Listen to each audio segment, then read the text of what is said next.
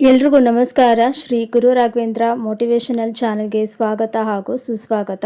ಇವತ್ತಿನ ವಿಡಿಯೋದಲ್ಲಿ ರಾಯರ ಸಿದ್ಧಿಗಾಗಿ ಮಾಡುವಂಥ ರಾಯರಿಗೆ ನಮಸ್ಕಾರ ವ್ರತದ ಬಗ್ಗೆ ತಿಳಿಸಿಕೊಡ್ತಾ ಇದ್ದೇನೆ. ರಾಯರಿಗೆ ಯಾವ ಕ್ರಮದಲ್ಲಿ ನಾವು ಪ್ರದಕ್ಷಿಣೆ ನಮಸ್ಕಾರ ಹಾಕಬೇಕು, ಅದು ಒಂದು ವ್ರತ ಅಂತ ಹೇಳಿ ಇಟ್ಕೊಂಡು ಮಾಡಿದರೆ ನಮಗೆ ಅಂದುಕೊಂಡ ಕೆಲಸಗಳು ನಾವು ಎಷ್ಟು ದಿನ ಅಂತ ಹೇಳಿ ಸಂಕಲ್ಪವಾಗಿ ಹಿಡಿದಿರ್ತೇವೋ ಅಷ್ಟು ದಿನದಲ್ಲಿ ನಮ್ಮ ಕೆಲಸಗಳು ಕೈಗೂಡುತ್ತದೆ. ಅದಕ್ಕೆಲ್ಲ ಒಂದು ಸರಳವಾದ ಒಂದು ಕ್ರಮ ಅದು. ಆ ರೀತಿ ಮಾಡಿದಾಗ ಎಷ್ಟು ಪ್ರದಕ್ಷಿಣೆ ಸಂಖ್ಯೆ ಕೂಡ ಇರುತ್ತೆ, ಅದನ್ನು ಕೂಡ ನಾನು ನಿಮಗೆ ತಿಳಿಸಿಕೊಡ್ತೀನಿ. ಆ ರೀತಿ ಪ್ರದಕ್ಷಿಣೆ ನಮಸ್ಕಾರ ವ್ರತವನ್ನು ಸರಳ ರೀತಿಯಲ್ಲಿ ಹೇಳಿಕೊಡ್ತೇನೆ. ಹಾಗೆ ಯಾರು ಬೇಕಾದರೂ ಈ ವ್ರತವನ್ನು ಧಾರಣೆ ಮಾಡಿಕೊಂಡು ಮಾಡ್ಬೋದು. ಇವತ್ತು ಸರಳವಾಗಿರುವಂಥ ಪ್ರದಕ್ಷಿಣೆ ನಮಸ್ಕಾರ ವ್ರತವನ್ನು ಹೇಳಿಕೊಡ್ತೀನಿ. ಯಾರು ಬೇಕಾದರೂ ಮಾಡ್ಬೋದು. ಬರೀ ಹೇಗೆ ಮಾಡೋದು ಅಂತ ತಿಳಿಸಿಕೊಡ್ತೀನಿ. ಈ ಪ್ರದಕ್ಷಿಣೆ ನಮಸ್ಕಾರ ನಾವು ಯಾವುದಾದ್ರೂ ಒಂದು ಒಳ್ಳೆಯ ಗುರುವಾರ ಅಂದರೆ ತಿಥಿ ಶುದ್ಧಿ ಇರಬೇಕು, ಒಳ್ಳೆಯ ನಕ್ಷತ್ರ ಇರುವಂಥ ಒಂದು ಗುರುವಾರ ದಿವಸ 4 ವ್ರತವನ್ನು ಧಾರಣೆಯನ್ನು ಮಾಡೋಕ್ಕಿಂತ ಮುಂಚೆ ನಮ್ಮ ಕುಲದೇವರಿಗೆ ಬೆಳಗ್ಗೆ ಬೇಗ ಎದ್ದು ತಲೆಯ ಮೇಲೆ ಸ್ನಾನವನ್ನು ಮಾಡಿಕೊಂಡು ಕುಲದೇವರಲ್ಲಿ ತಾಂಬೂಲ ದಕ್ಷಿಣೆಯನ್ನು ಇಟ್ಕೊಂಡು ಅರಿಕೆ ಮಾಡಿಕೊಳ್ಬೇಕು. ನಾನು ಈ ವ್ರತವನ್ನು ಧಾರಣೆ ಮಾಡ್ತಾ ಇದ್ದೀನಿ. ಈ ವ್ರತಕ್ಕೆ ನಿಮ್ಮ ಒಂದು ಅನುಕೂಲ ಆಗಿರ್ಬೋದು ಅಥವಾ ನಿಮ್ಮ ಆಶೀರ್ವಾದ ಇರಲಿ ಅಂತ ಹೇಳಿ ಬೇಡಿಕೊಂಡು, ಎಲ್ಲ ರೀತಿಯಿಂದ ಅನುಕೂಲ ನನಗೆ ಆಗಲಿ ಅಂತ ಬೇಡಿಕೊಂಡು ಅಲ್ಲಿ ಕುಲದೇವರ ಮುಂದೆ ಇಷ್ಟಾರ್ಥವನ್ನು ಹೇಳಿಕೊಂಡು ತಾಂಬೂಲ ದಕ್ಷಿಣೆಯನ್ನು ಇಟ್ಟು ವ್ರತವನ್ನು ಧಾರಣೆ ಮಾಡಬೇಕು. ನಂತರ ರಾಯರ ಮಠಕ್ಕೆ ಹೋಗಬೇಕಾದ್ರೆ ತಾಂಬೂಲ ದಕ್ಷಿಣೆ ಕಾಯಿಯನ್ನು ಇಡಿಗಾಯಿ ಸಿಕ್ಕರೆ ಇಡಿಗಾಯಿ ತಗೊಳ್ಬೋದು. ಅಂದರೆ ತೆಂಗಿನಕಾಯಿ ಪೂರ್ಣ ಫಲ ಇರ್ತದಲ್ಲಿ ಅದನ್ನು ಕೂಡ ನಾವು ತಗೊಂಡು ಹೋಗ್ಬೋದು. ಇಲ್ಲದೇ ಇದ್ದರೆ ಅಲ್ಲಿ ಸಾದಾ ತೆಂಗಿನಕಾಯಿ ಕೂಡ ತಗೊಂಡು ತಾಂಬೂಲ ದಕ್ಷಿಣೆ ತೆಗೆದುಕೊಂಡು ಹೋಗಿ ಅಲ್ಲಿ ಸಂಕಲ್ಪವನ್ನು ಮಾಡಿಕೊಳ್ಬೇಕು. ನೀವೇ ನಿಮ್ಮ ಮನಸ್ಸಿನಲ್ಲಿ ಏನಿರ್ತದೋ ಇಷ್ಟಾರ್ಥವನ್ನು ಹೇಳಿಕೊಂಡು ಒಂದು ತಟ್ಟೆಯಲ್ಲಿ, ಅಲ್ಲಿ ಮಠದಲ್ಲಿರುವಂಥ ಒಂದು ತಟ್ಟೆಯಲ್ಲಿ ಆ ತಾಂಬೂಲ ದಕ್ಷಿಣೆಯನ್ನು ಇಟ್ಟು ನಿಮ್ಮ ಸಂಕಲ್ಪವನ್ನು ಹೇಳಿಕೊಂಡು ರಾಯರ ಮುಂದೆ ಇಡ್ರಿ ಅಂತ ಹೇಳಬೇಕು. ಅವರ ಮುಂದೆ ಅವರಿಗೆ ಕೊಟ್ಟು ಬಿಡಬೇಕು. ನಿಮ್ಮ ಸಂಕಲ್ಪ ಮುಂದೆ ನೀವು ಪೂಜೆಯನ್ನು ಶುರು ಮಾಡಲಿಕ್ಕೆ ಅಲ್ಲಿ ಗುರುಗಳ ಅನುಗ್ರಹಕ್ಕಾಗಿ ಪೂರ್ಣ ಫಲವನ್ನು ಇಡಬೇಕು. ಆ ಫಲವನ್ನು ಅವರೇ ಆಚಾರ್ಯರಿಗೆ ಮುಂದೆ ತಗೊಳ್ತಾರೆ. ಈ ರೀತಿಯಾಗಿ ನೀವು ತಾಂಬೂಲ ದಕ್ಷಿಣೆಯನ್ನು ಗುರುಗಳ ಮುಂದೆ ಇಟ್ಟು ನಿಮ್ಮ ಮನಸ್ಸಿನಲ್ಲಿರೋದನ್ನು ಹೇಳಿಕೊಳ್ಳಬೇಕು. ಹೇಳಿಕೊಂಡು ವ್ರತವನ್ನು ಮಾಡಿದ ಮೇಲೆ ಈ ಪ್ರದಕ್ಷಿಣೆಯನ್ನು ಯಾವ ರೀತಿ ಮಾಡಬೇಕು, ಮೊದಲನೇದಾಗಿ ಗುರುಗಳ ಮುಂದೆ ಆರಾಧನೆಗೆ ಬ್ರಾಹ್ಮಿ ಮುಹೂರ್ತ ಅತ್ಯಂತ ಶ್ರೇಷ್ಠ ಅಂತ ಹೇಳ್ತೀವಿ. ನಿಮಗೆ ಬ್ರಾಹ್ಮಿ ಮುಹೂರ್ತ ಆಗದೇ ಇದ್ದರೆ 7:30, 8:00ವರೆಗೂ ಒಳ್ಳೆಯದು. ನಂತರ ಮಾಡೋದು ಅಷ್ಟೊಂದು ಒಳ್ಳೆಯದಲ್ಲ. ಹಾಗಾಗಿ ಈ ಗುರುಗಳ ಆರಾಧನೆಯನ್ನು ನೀವು ಬ್ರಾಹ್ಮಿ ಮುಹೂರ್ತದಲ್ಲಿ ಮಾಡಿದಾಗ ನಮಗೆ ಬೇಗ ಇಷ್ಟಾರ್ಥ ಸಿದ್ಧಿಯಾಗುತ್ತೆ.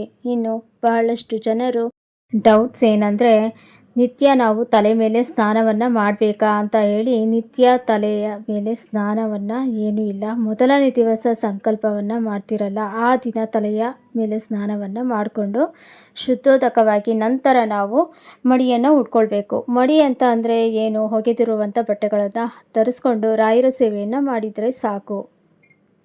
ನಾವು ಒಗೆದ ಬಟ್ಟೆ, ಪೂರ್ಣ ಒಣಗಿರುವಂಥ ಬಟ್ಟೆಗಳನ್ನು ಧರಿಸ್ಕೊಂಡು ದೇವರ ಸೇವೆಯನ್ನು ಮಾಡಬೇಕು. ಈ ರೀತಿಯಾಗಿ ಬ್ರಾಹ್ಮಿ ಮುಹೂರ್ತದಲ್ಲಿ ತಲೆಯ ಮೇಲೆ ಸ್ನಾನವನ್ನು ಮಾಡಿಕೊಂಡು 1ನೇ ದಿವಸ ಆಗಿರ್ಬೋದು, ನಂತರ ಹೆಗಲ ಮೇಲೆ ಸ್ನಾನವನ್ನು ಮಾಡಿದರೆ ಸಾಕು.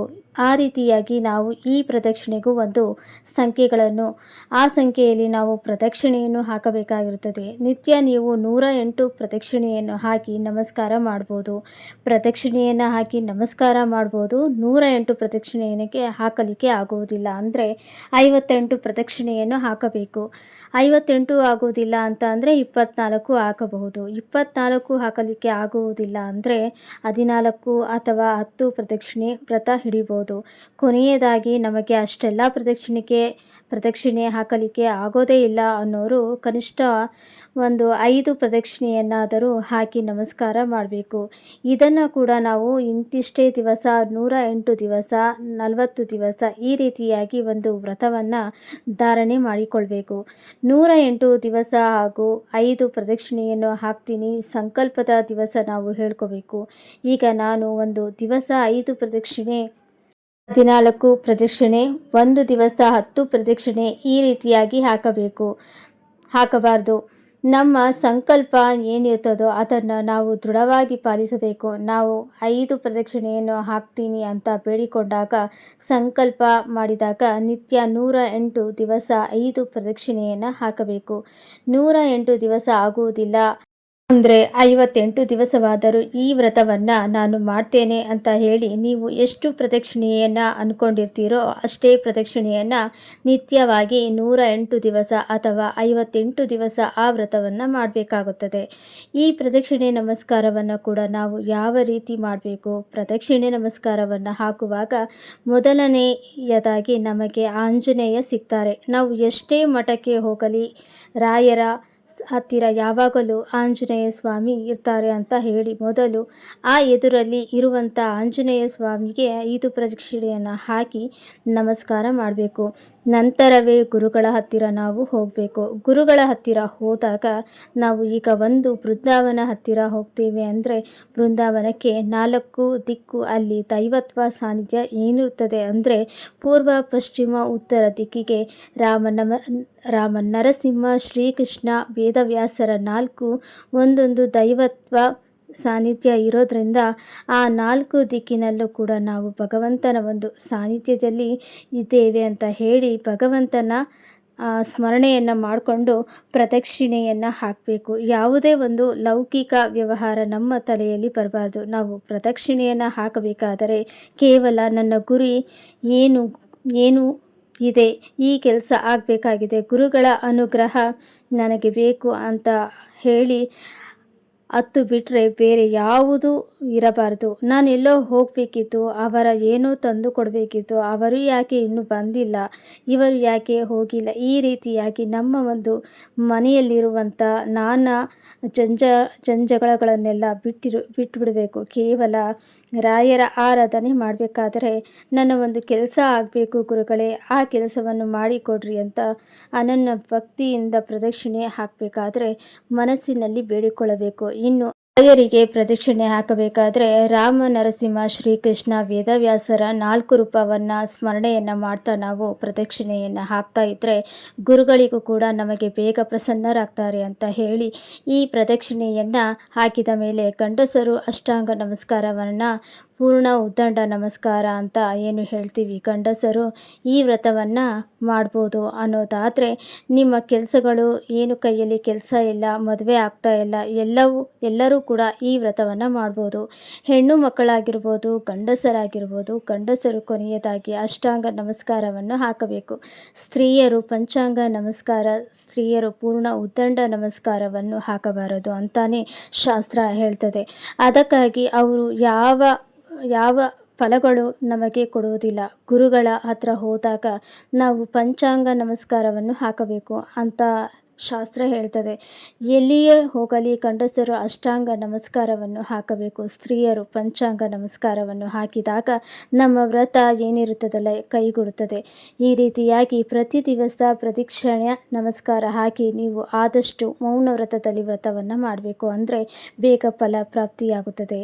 ಮೌನ ವ್ರತ ಅಂದರೆ ಏನು? ಬೆಳಗ್ಗೆ ಬೇಗ ಎದ್ದು ಸ್ನಾನವನ್ನು ಮಾಡಿಕೊಂಡು ನಿಮ್ಮ ನಿತ್ಯ ಕರ್ಮಗಳನ್ನು ಮುಗಿಸ್ಕೊಂಡು ಸ್ನಾನವನ್ನು ಮಾಡಿಕೊಂಡು ರಾಯರಿಗೆ ಬಯಲಿಕ್ಕೆ ಹೋಗಬೇಡಿ. ₹1 ಒಂದು ಮುಷ್ಟಿ ಅಕ್ಕಿ ಹಿಟ್ಟನ್ನು ನಿತ್ಯ ತೆಗೆದುಕೊಂಡು ಹೋಗಿ ಗುರುಗಳಿಗೆ ಹಾಕಿ ಪ್ರದಕ್ಷಿಣೆ ನಮಸ್ಕಾರವನ್ನು ಹಾಕಿ ಬರಬೇಕಾದ್ರೆ ತೀರ್ಥ ಒಂದು ಸೇವನೆಯನ್ನು ಮಾಡಿಕೊಂಡು ನಮಸ್ಕಾರ ಮಾಡಿಕೊಂಡು ಬಂದರೆ ನಿಮ್ಮ ಮನೆಯಲ್ಲಿರುವಂಥ ಎಷ್ಟೋ ಸಂಕಷ್ಟಗಳಿಂದ ನೀವು ದೂರಾಗ್ತೀರಾ. ಇಷ್ಟಾರ್ಥ ಬೇಗ ಸಿದ್ಧಿಯಾಗುತ್ತದೆ. ಗುರುಗಳು ಪ್ರಸನ್ನರಾಗ್ತಾರೆ.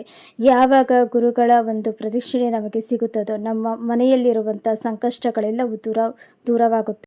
ಹರ ಮುನಿದರು ಗುರು ಕಾಯುವ ಅಂತ ಹೇಳಿ ಒಂದು ಮಾತಿದೆ. ಅದಕ್ಕಾಗಿ ಗುರುಗಳ ಪ್ರಸನ್ನತೆ, ಗುರುಗಳ ಒಂದು ಆಶೀರ್ವಾದ ಸಿಕ್ಕರೆ ನಮಗೆ ಎಂಥ ಕೆಲಸಗಳು ನಮಗೆ ಕೂಡ ಕೈಗೂಡುತ್ತದೆ. ಈ ರೀತಿಯಾಗಿ ಇದನ್ನು ನೀವು ಯಾವ ದಿನ ಮಾಡಬೇಕು ಅನ್ನೋದಾದರೆ ಗುರುವಾರದ ದಿವಸ ತಿಥಿ ಶುದ್ಧ ಇರಬೇಕು, ಒಳ್ಳೆಯ ನಕ್ಷತ್ರ ಇರಬೇಕು. ಗುರುವಾರದ ದಿವಸ ಈ ವ್ರತವನ್ನು ಧಾರಣೆಯನ್ನು ಮಾಡಬೇಕು.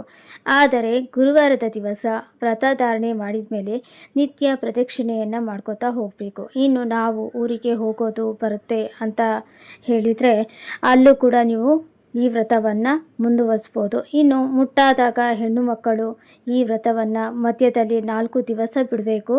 5ನೇ ದಿವಸ ಶುರು ಮಾಡಬೇಕು. 5ನೇ ದಿವಸವು ನಿಮಗೆ ಮುಟ್ಟು ನಿಂತಿಲ್ಲ ಅಂತ ಅಂದರೆ ಆ ರೀತಿ ಮತ್ತೆ ಮಾಡಬಾರ್ದು. ಮುಂದೆ ಎಲ್ಲಿ ಯಾವಾಗ ನಿಲ್ತದೋ ಅಲ್ಲಿಗೆ ಮುಂದುವರಿಸ್ಬೋದು. ಹೆಣ್ಣು ಮಕ್ಕಳಿಗೆ ಆದಾಗ ಬರುವುದಿಲ್ಲ. ಇನ್ನು ಈ ವ್ರತವನ್ನು ಯಾವ ದಿನ ಧಾರಣೆ ಮಾಡ್ಕೋಬೇಕು ಅಂದರೆ ಗುರುವಾರದ ದಿವಸ ಈ ವ್ರತವನ್ನು ಧಾರಣೆ ಮಾಡಿಕೊಳ್ಬೇಕು. ತಲೆಯ ಮೇಲೆ ಸ್ನಾನವನ್ನು ಮಾಡಿಕೊಂಡು ವ್ರತ ಧಾರಣೆಯನ್ನು ಮಾಡಿಕೊಂಡು ನಂತರ ಈ ವ್ರತವನ್ನು ನಿತ್ಯ ಮುಂದುವರಿಸ್ತಾ ಹೋಗಬೇಕು. ನಿತ್ಯ ಧಾರಣೆಯನ್ನು ಮಾಡಬೇಕು. ಅದು ಯಾವತ್ತಾದರೂ ನಡೆಯುತ್ತೆ. ಆದರೆ ಗುರುವಾರದ ದಿವಸ ವ್ರತ ಧಾರಣೆ ಮಾಡಿದ ಮೇಲೆ ನಿತ್ಯ ಪ್ರದಕ್ಷಿಣೆಯನ್ನು ಮಾಡ್ಕೋತಾ ಹೋಗಬೇಕು. ನೀವು ನಿಮ್ಮ ಪ್ರದಕ್ಷಿಣೆಯನ್ನು ನೀವು ಎಷ್ಟು ಪ್ರದಕ್ಷಿಣೆಯನ್ನು ಮಾಡ್ತೀರೋ ಅನ್ನೋದ್ರ ಮೇಲೆ ನಿಮ್ಮ ಅನಿಸಿಕೆ ಹಾಗೆ ನಿಮ್ಮ ಒಂದು ಕೆಲಸ ಕಾರ್ಯಗಳು ಈಡೇರುತ್ತೆ ಅಂತ ಭಾವಿಸ್ತೀನಿ. ಹಾಗೆಯೇ ಇವತ್ತಿನ ವಿಡಿಯೋ ನಿಮಗೆ ಏನಾದರೂ ಇಷ್ಟ ಆಗಿದ್ದರೆ ದಯವಿಟ್ಟು ಒಂದು ಲೈಕನ್ನು ಕೊಟ್ಟು ಹಾಗೆ ನಿಮ್ಮ ಫ್ರೆಂಡ್ಸ್ಗೆಲ್ಲ ಕೂಡ ಶೇರ್ ಮಾಡಿ. ಹಾಗೆ ನಿಮ್ಮ ಅನಿಸಿಕೆಗಳನ್ನ ದಯವಿಟ್ಟು ತಪ್ಪದೆ ಕಮೆಂಟ್ ಬಾಕ್ಸ್ನಲ್ಲಿ ತಿಳಿಸಿ ಅಂತ ಕೇಳ್ಕೊಳ್ತೀನಿ.